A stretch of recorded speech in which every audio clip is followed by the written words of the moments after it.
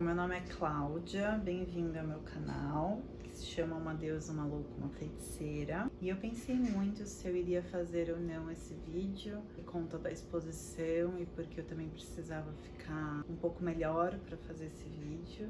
Eu resolvi seguir o meu coração, eu resolvi fazer o que o meu coração estava mandando e talvez se eu atingir uma pessoa, duas pessoas ou mais com esse recado, eu acho que eu vou cumprir a missão desse vídeo ou a intenção desse vídeo. No dia 31 de julho, o meu sogro, José Roberto Brandão, foi internado com sintomas da Covid e alguns dias depois ele estava em Martinópolis, ele teve que ser transferido para Presidente Prudente porque ele não estava conseguindo estabilizar o oxigênio.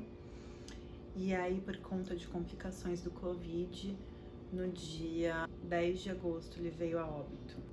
Acho que o maior medo de quem mora longe, o maior medo de quem mora longe se realizou. Porque eu acho que as coisas podem acontecer de um dia para o outro. Então você pode morar na mesma cidade que seus pais e seus pais, sei lá, entrarem no acidente de carro. Uma coisa pode ser de um dia para o outro. Morar longe ou não nesse aspecto não muda muito a coisa, mas o que muda e o que pesa muito é porque a gente vive da promessa de que vai passar logo até a minha próxima visita. Esse logo, ele dura às vezes 6 meses, 1 ano. E a gente perde a convivência das pessoas que a gente ama. A gente perde aniversários, a gente perde comemorações, a gente perde momentos que as pessoas sofrem e a gente gostaria de estar com elas. É uma escolha muito dura para se fazer e as pessoas acham que quem decide morar longe talvez lide melhor com a saudade. Eu diria que a gente tem mecanismos que a gente desenvolve para lidar com a saudade, mas ela é presente diariamente. A gente sofre por não estar próximo, a gente tem a tecnologia hoje que beneficia muito, mas a gente sofre bastante. E perder alguém é muito difícil porque a gente fica muito tempo não fazendo parte da rotina da pessoa. E quando a gente vai visitar, a gente tenta espremer naquelas 2 semanas, naquele momento que a gente tá, toda uma rotina que foi vivida de 1 ano. Isso é muito louco porque a gente sabe que não é possível, mas a gente acredita naquelas 2 semanas que a gente tá vivendo, tá tomando café da tarde, tá almoçando, como nas semanas desse 1 ano que foi passando. Quando a gente tá se despedindo das pessoas, a gente faz aquela promessa de que quando a gente voltar, a gente vai visitar e fazer coisas e ver lugares e a gente volta e a gente se agarra nisso. Se agarra que vai passar rápido e que daqui a pouco a gente vai estar lá e a gente vai se ver. Quando isso aconteceu, no dia 10 de agosto, eu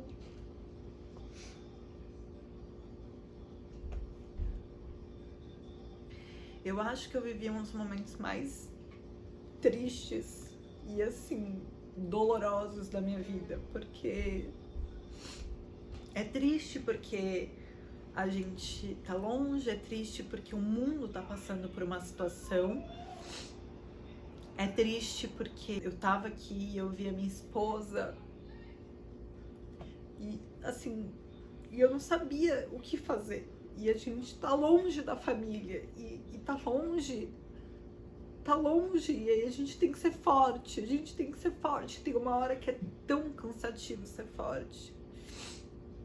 E eu acho que quando a gente perde alguém, né, um familiar, a coisa que mais conforta a gente é estar próximo, né, das pessoas. Nessa loucura, né, que a gente tá vivendo agora, isso nem é tão possível. A intenção desse vídeo.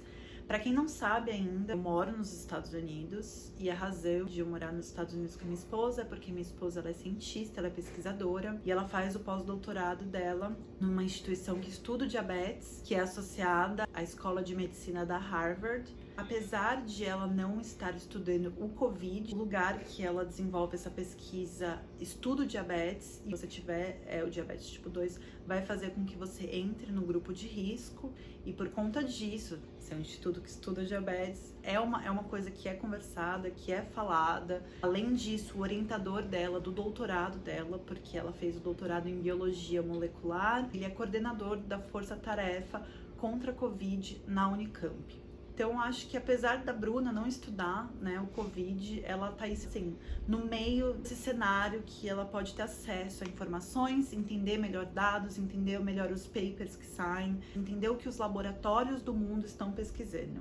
Então, essa frustração que você está sentindo em relação a uma doença é a vida de um cientista. Por incrível que pareça, o cientista, eu sempre falo isso pra Bruna, que ela tem essa resiliência muito grande dentro dela, principalmente no lado profissional dela, porque a vida de um cientista é investigar alguma coisa, é lidar com a frustração, é lidar com acerto e erro, é fazer uma pergunta, criar uma hipótese, e aí você tem uma resposta positiva ou negativa, e às vezes você pensava que ia ser positiva, mas é negativa, ou não é nenhuma das duas, e aí dessa resposta você vai ter mais 100 perguntas, que você vai ter depois outras 100 perguntas, e você tá ali sempre lidando com isso, e às vezes você testa uma coisa e não dá certo, e aí você tem que testar outra, e aí existe 1000 possibilidades, e você não conhece tudo, absolutamente tudo do corpo humano. E aí isso só tá em evidência porque isso diz respeito a você agora, porque isso te interessa, porque isso está te limitando, né? Tá limitando que você saia, que você faça coisas, deveria estar, né? A situação do Brasil, mas porque ela está afetando o seu dia a dia e as coisas que você quer fazer e deseja fazer e precisa fazer, você tá interessado na ciência agora e você tá se frustrando. E você tá vendo uma coisa que tá sendo feita há um tempo recorde. Papers, resultados, que a Rússia talvez tenha uma vacina ou não tenha, e os testes que estão sendo feitos não só na Rússia, mas também na China e na Inglaterra. Mesmo você acompanhando na televisão a ciência, você não tem ideia, a sua ideia é muito rasa. Os cientistas e as pessoas da área da saúde estão parando a vida delas para poder entender e para cuidar de você que tá aí. Bom, eu tô falando tudo isso porque tem uma coisa que não sai da minha cabeça. Da Bruna, a gente conversando com amigos e depois outras vezes ela já repetiu isso, falando assim, se eu pudesse fazer ciência no meu país, com investimento financeiro, com estrutura, eu não teria o porquê ficar saindo do meu país para fazer isso, né? É importante falar que, né, sair no sentido de passar um ano, às vezes, fora, até para você ter colaborações, porque diferentes laboratórios do mundo estão fazendo coisas diferentes, é importante se comunicar com o mundo pra gente entender o que tá acontecendo, mas não teria porquê eu, sei lá, ter esse desejo de fazer ciência durante esse tempo todo, morar fora durante um tempão, se eu tivesse esse investimento. Quando a gente vê, por exemplo, pessoas que nascem aqui nos Estados Unidos, algumas vão fazer, né, ciência durante um tempo fora, mas elas voltam porque elas têm trabalho, porque elas têm investimento, porque elas vão ter estrutura para desenvolver a ciência. Eu vi a minha esposa indo no Natal, no Ano Novo pro laboratório, ela já dormiu lá no laboratório para fazer experimento, ela vive uma vida totalmente dedicada a isso, e isso ainda é visto como só estudo no Brasil. Você só tá estudando quando você vai trabalhar. E o que é mais triste, né? O Brasil, eu não sei se essa é a palavra certa, mas o Brasil teve a oportunidade de ver outros países, o que estava acontecendo no mundo. A ciência foi avançando e foi falando, gente, isso é perigoso. Tenha um determinado tipo de comportamento, haja de uma certa maneira. E tudo que foi falado por uma decisão política, sem ouvir o lado técnico, o despresidente do Brasil não fez nada. Ele tratou como uma piada, tratou como uma gripezinha, quanto as pessoas, os especialistas estão falando. E a gente tá vendo o que tá acontecendo no mundo. E isso foi me gerando uma raiva. E gerando uma raiva, acho que, porque mesmo que você veja isso, e veja a notícia, e veja essa ciência, né, na televisão, mas eu vejo essa ciência todos os dias dentro da minha casa. Eu vejo essa frustração, eu vejo essa dedicação para vir as pessoas e simplesmente fazer descaso do que você tá falando. E te descreditar. E debochar de você. Essa situação foi vivida dentro da família, inclusive da Bruna, que ela discutiu com pessoas e alertou alertou e falou, gente, isso é complicado. E as pessoas falaram, mas no Brasil não é tão perigoso.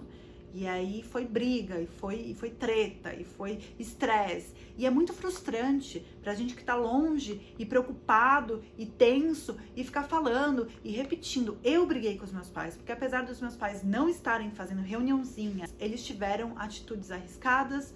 E aí eu tive que ligar, assim, quase entrando, atravessando o telefone pra falar, gente, qual que é a dificuldade? Falando pra minha mãe, mãe, você tem diabetes, você é do grupo de risco, a chance de você sair dessa vai ser pequena. É muito cansativo viver isso, enquanto a gente tá vivendo a pandemia do eu. A Bruna falou isso, eu acho que descreve a situação como ela é. A gente tem uma falsa empatia rolando, em que parece que as pessoas são muito empáticas, muito good vibes, muito nananá, mas na verdade elas estão, mas eu preciso fazer. Mas eu quero fazer essa reuniãozinha. Mas é meu aniversário, por que não fazer uma festinha? Mas, faz 4 meses que eu não saio, então eu posso ir ali, viajar, encontrar com os meus amigos. Mas eu quero, mas eu preciso, mas eu vou. Mas é a pandemia do eu. Não existe mais a possibilidade de você pensar num coletivo. O que eu posso fazer para minha atitude não prejudicar o coletivo. O desrespeito é o descaso com os cientistas, com as pessoas que nem a minha esposa, que estão lá batalhando, doando a vida para poder cuidar de você. Um desrespeito com médicos, com enfermeiros que estão colocando a vida em risco deles e da família que mora com eles. Uma falta de empatia com as pessoas que estão perdendo familiares. E além disso, a gente tem essa galera, né, da religião. Mas se Deus quiser, nada vai acontecer. Deus vai me proteger. Deus não é o seu porteiro. A partir do momento que você rezar, Deus não vai trazer uma cadeirinha e sentar na porta da sua casa e fazer uma barreira pro vírus não entrar ou pra alguma coisa não entrar. Deus dá pra gente inteligência, dá capacidade cognitiva, dá intuição, sei lá, pra essa galera que tá estudando, pros cientistas, pros pesquisadores. Deus dá isso pra gente, dá a possibilidade da gente ter afeto e pensar um pouco no próximo e fazer com que a gente consiga viver melhor na coletividade. Eu tô muito decepcionada com o mundo em si, é muito difícil tá vivendo agora, porque hoje a Bruna me mostrou alguns áudios do pai dela falando o quanto ele estava preocupado com toda essa situação. E, por exemplo, quando ele foi trabalhar de máscara, dentro da prefeitura de Martinópolis, que era onde ele trabalhava, as pessoas debocharam dele lá. É bizarro que a gente não tá espantado que são 100 mil mortes no Brasil, mas se tivesse 5 casos de aborto que saiu no jornal, os pró-vida estariam arrancando os cabelos da cabeça. E aí estaria fazendo arminha com a mão. Eu não entendo como uma pessoa é pró-vida, contra aborto, a favor de arma e não se abala com 100 mil mortos. E fala, vamos abrir o comércio. E aí morreu. Eu ainda não consigo entender e eu não consigo perdoar pessoas que apoiam esse tipo de governo. É sobre estar vivendo uma situação de que as pessoas simplesmente perderam qualquer noção do que é viver em sociedade, para fazer as próprias vontades, para ir num bar tomar cerveja. Eles perderam a noção do que é cuidar do ser humano, do que é ter empatia. O problema tá na economia. Tem aí, até hoje tá na Constituição, o imposto sobre grandes fortunas. Cadê a lei, então? Uma lei de emergência aí. Pega o dinheiro de quem tem e financia. Uma parte vai pra ciência, outra parte vai poder para as famílias, os pequenos negócios. E tudo isso que eu tô falando agora e toda essa exposição que eu fiz e a intenção desse vídeo é te dizer que esse ano é ano de eleição, não é presidencial, infelizmente. Saibam em quem você vai votar, pesquisem os projetos políticos do seu candidato, vão atrás do que essa pessoa, se essa pessoa já teve um histórico de política, vai atrás, vê que se essa pessoa ficou mais de 20 anos num cargo de deputado, por exemplo, e não fez nada. Veja quem essas pessoas apoiam. Veja qual que é a preocupação dessa pessoa com outras pessoas. Acho que é assim que eu termino esse vídeo. A intenção desse vídeo talvez é você refletir um pouco mais quais são as suas prioridades na vida e quais são as prioridades das pessoas que você está votando. É isso, um beijo.